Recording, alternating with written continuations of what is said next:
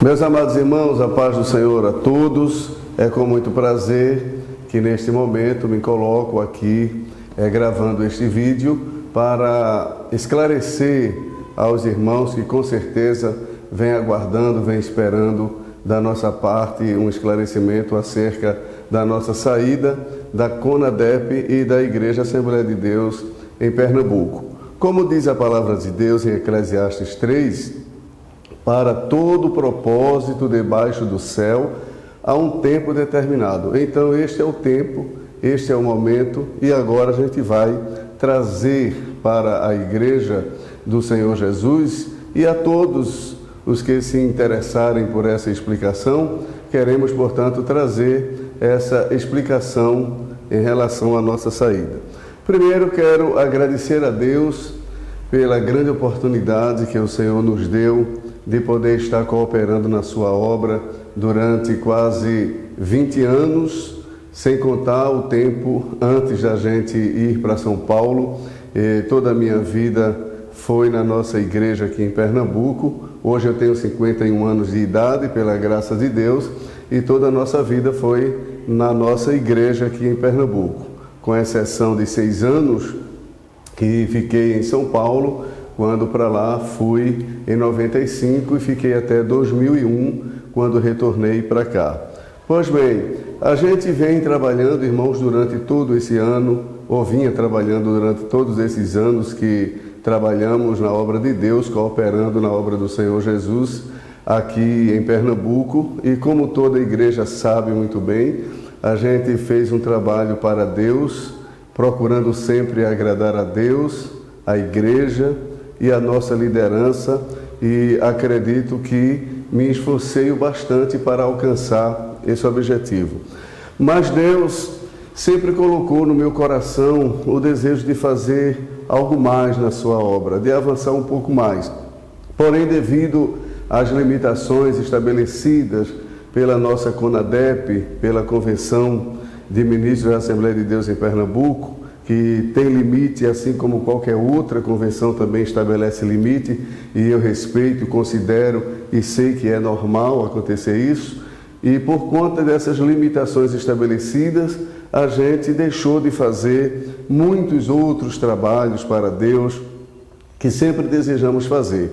Porém, chegou um momento que eu senti no meu coração que não dava mais para a gente continuar dentro dessas limitações e sentindo dentro de nós aquele impulso, aquele convite da parte de Deus para avançarmos um pouco mais na sua obra. Tendo em vista, irmãos, que a nossa vida é tão limitada. Eu hoje tenho 51 anos e não sei quantos anos ainda me restam para viver. Eu só sei que devo aproveitar o máximo de tempo, o máximo do tempo que Deus tem ainda para mim aqui nesta vida, e é isso que eu quero fazer. Quero explicar à igreja que a minha saída da CONADEP e da igreja em Pernambuco não é fruto de contenda, não é fruto de discórdia, no sentido de que eu tenha tido qualquer problema de relacionamento, seja com o pastor da igreja, com os demais pastores, tanto da mesa como os convencionais. Eu sempre gozei de um bom relacionamento com todos os pastores. E todos sabem disso. Todos os irmãos sabem que a gente andou durante esses 20 anos, quase 20 anos que estamos cooperando aqui na CONADEP, a gente sempre andou tendo e também desenvolvendo, melhor dizendo, um bom relacionamento com todos os irmãos. E também em relação à minha vida com Deus, com a igreja, com a família, eu acredito que a minha família pode dar testemunho de como a gente tem se comportado ao longo dessa nossa existência.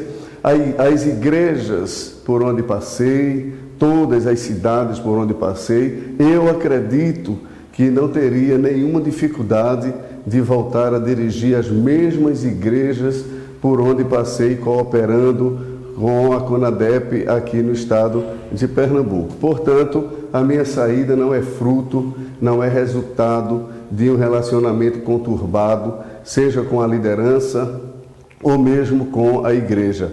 A minha saída, ela se restringe a um propósito de Deus, a uma vontade de Deus para comigo. Eu tenho convicção do que estou fazendo, eu tenho convicção da minha decisão. Não é uma decisão de uma hora para outra, é uma decisão que a gente vem orando há muitos anos, que eu, minha esposa e muitos amigos que tenho dentro da CONADEP, a gente vem orando para que Deus pudesse nos dar uma direção. E eu nunca quis tomar uma decisão na minha vida que viesse comprometer a minha vida espiritual, minha vida ministerial, minha vida familiar e eclesiástica. Portanto, essa nossa decisão não é uma decisão de supetão, de repente. A gente vem orando há muito tempo, há muitos anos, só que nunca tínhamos tido ainda aquela determinação para tomar essa decisão, tendo em vista que é uma decisão muito difícil, uma decisão que não é fácil. Eu sei o quanto tem causado impacto essa minha decisão na vida de muitos irmãos que nos conhecem, sabem muito bem da nossa seriedade, como a gente tem trabalhado na obra de Deus. Então eu concordo com você que tem ficado assim, de certa forma, até atordoado, podemos assim dizer, com essa decisão que eu tomei. Mas eu quero deixar a igreja tranquila, os amigos tranquilos em relação a isto, porque a minha decisão é uma decisão consciente. Eu tomei uma decisão com os pés no chão. Eu não tomei uma decisão sem que estivesse sabendo que decisão eu estava tomando. Não é fruto de emoção, não é fruto de contenda, não é fruto de anseio por posição, por coisa qualquer. A minha grande ambição é fazer a vontade de Deus, ainda que essa vontade de Deus na minha vida contrarie a vontade de muitos, até mesmo, quem sabe, da liderança. Pode contrariar, tendo em vista que a gente é criado, eu fui criado, nós fomos criados dentro de um contexto eclesiástico de que a gente não pode sair da nossa igreja, mudar de uma igreja para outra. Isso aí é um impacto gravíssimo que causa, a gente sabe, na vida das pessoas. E eu também fui criado assim, eu também sempre entendi assim e sei que realmente é difícil. Porém, meus irmãos, eu quero deixar vocês bem tranquilos.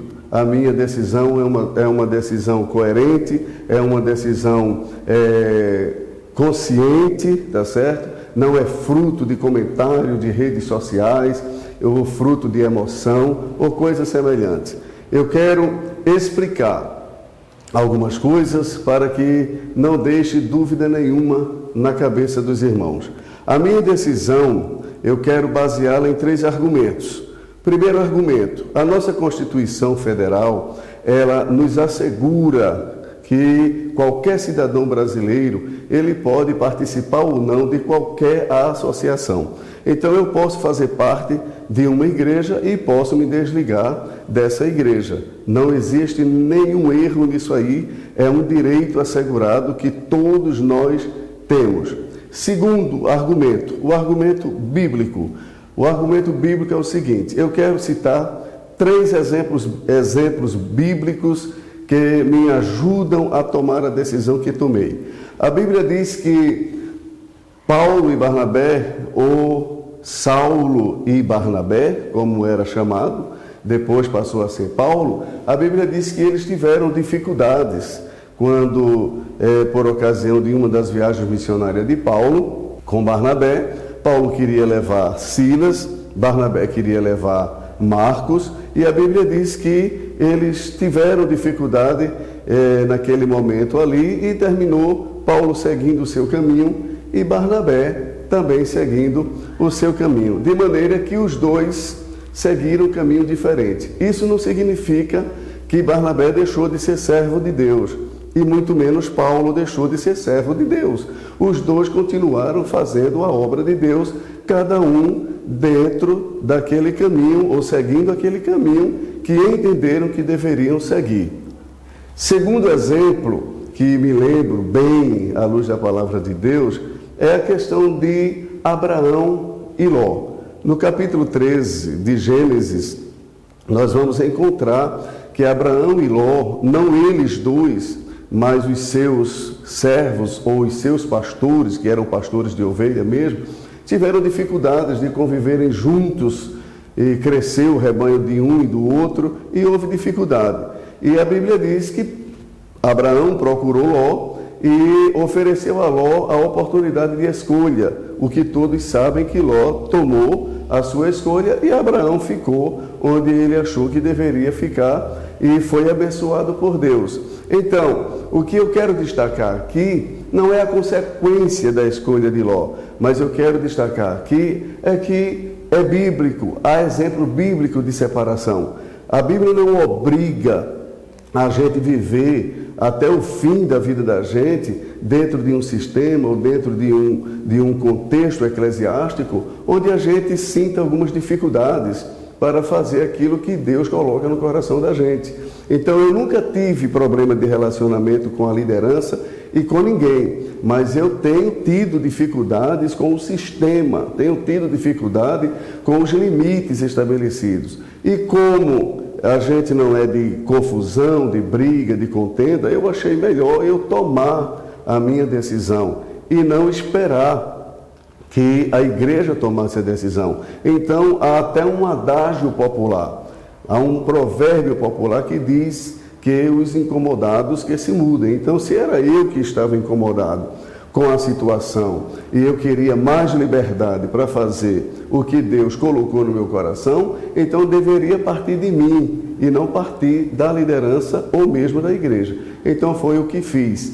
Fiz de forma coerente, eu procurei, fui eu quem procurei o pastor da igreja, juntamente com a mesa. Eu tenho no meu celular gravado o dia, a hora em que enviei a mensagem, dizendo que queria falar com a liderança da igreja para explicar os assuntos que já estavam circulando nas redes sociais de uma possível saída nossa. Então eu pedi ao pastor presidente, juntamente com a mesa, que me escutasse. Fui eu que convidei, fui eu que tomei iniciativa e expliquei, contei toda a verdade. Falei toda a verdade, nada encobri e disse naquela ocasião, naquele momento, que eu estava ali com uma carta de desligamento ou um pedido de desligamento. Eu queria me desligar da convenção e da igreja para que eu pudesse fazer aquilo que Deus havia colocado no meu coração.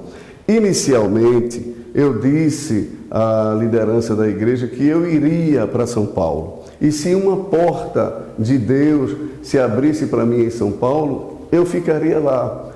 Foi essa a minha colocação e assim fiz. Eu fui para São Paulo, fiquei 15 dias, visitei vários pastores, vários amigos, inclusive o pastor a quem me referi que eu estaria indo para lá, esperando até aquele momento que Deus usasse aquele pastor para me convidar para trabalhar com ele, como outras vezes ele convidou, mas na verdade ele não nos convidou dessa vez, não tocou em assunto. Eu estive lá na igreja, eu estive pregando, dando a palavra lá, em um dos cultos, ele me recebeu muito bem e graças a Deus. Porém, não houve esse convite. Eu ainda fui até o Belenzinho conversar com o pastor José Wellington, pai, e o José Wellington Júnior. Eu fui com o motorista do pastor José Wellington Júnior, pastor Dueto, que é o pastor José Wellington Júnior. Eu fui com o pastor Marcos,